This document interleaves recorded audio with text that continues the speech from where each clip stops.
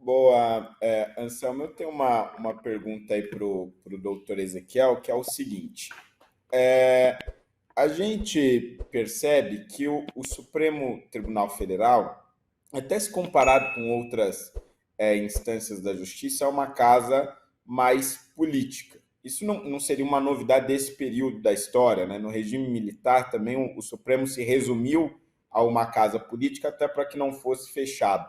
E permaneceu como uma casa bem política até a Constituição de 88. Mas do regime democrático para cá, me parece que não houve nenhum período, pelo menos de 88 até aqui, onde o Supremo tenha tido um protagonismo político, no estrito senso da palavra, tão grande quanto está tendo agora.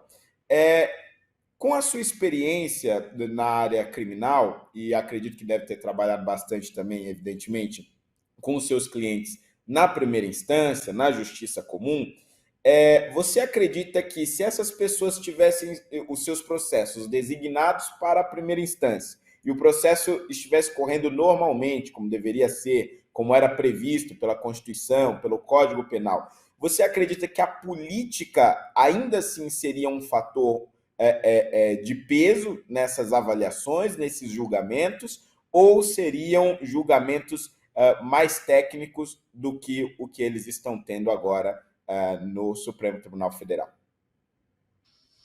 Obrigado pela pergunta, Fernando. Eu acredito que seriam julgamentos mais técnicos.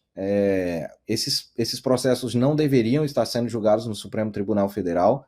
Não há competência da Suprema Corte para apreciar esses casos. O ministro, em uma das entrevistas que ele deu nos últimos meses, ele disse que não recebe a mais para julgar esses casos, o relator.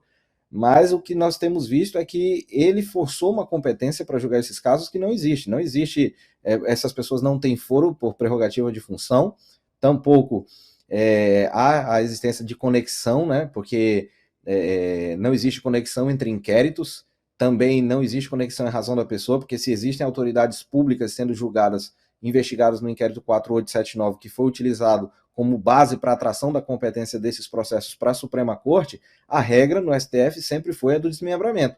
Então, as pessoas com prerrogativa de foro que deveriam ser investigadas e julgadas eventualmente no Supremo Tribunal Federal, e as que não têm prerrogativa de foro deveriam ser levadas para a primeira instância, mas não foi isso que aconteceu. Infelizmente, esses processos estão sendo julgados à revelia da defesa, e aí nós temos inúmeras denúncias que fizemos na Ordem dos Advogados do Brasil e no Ministério de Direitos Humanos, fizemos denúncias em diversas instituições, com vistas a garantir a defesa dessas pessoas, o respeito aos direitos humanos dessas pessoas, e infelizmente não é isso que nós temos visto. E usurpar esse direito do duplo grau de jurisdição, né, de ter esse pedido avaliado por uma corte imediatamente superior, também está sendo tirado dessas pessoas o juiz natural, que é o princípio pela qual essas pessoas deveriam ser julgadas na primeira instância, também lhes está sendo tirado. Então são diversos mandamentos constitucionais que estão sendo descumpridos no presente caso, e a nossa luta é para que, se a gente não conseguir resolver isso, porque esses processos eles são nulos e serão anulados porque é impossível que se sustentem. Mas a nossa luta é para que isso ocorra o mais rápido possível, porque enquanto se estão utilizando desses processos para fazer politicagem, para intimidar as pessoas, como vocês falaram agora há pouco a respeito do caso do senador Jorge Seife, que tem sido uma voz denunciando essas arbitrariedades desses casos, o propósito de intimidação das pessoas, né, para evitar que elas voltem às ruas, as pessoas mais de direita que se manifestem contra o atual governo, pessoas estão em suas casas e não podem trabalhar, pessoas não podem participar do velório da própria mãe, do funeral da própria mãe. Houve pessoas que perderam essa oportunidade porque estão com medidas cautelares, mães com filhos pequenos que não podem trabalhar para sustentar os seus filhos porque têm os pedidos negados pelo relator.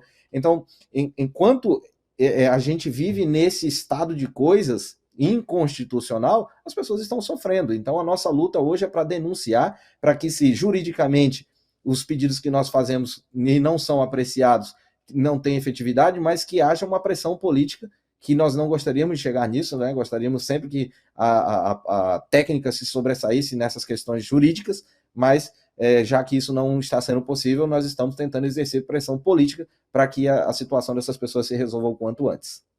De segunda a sexta, às 20 horas, horário de Brasília.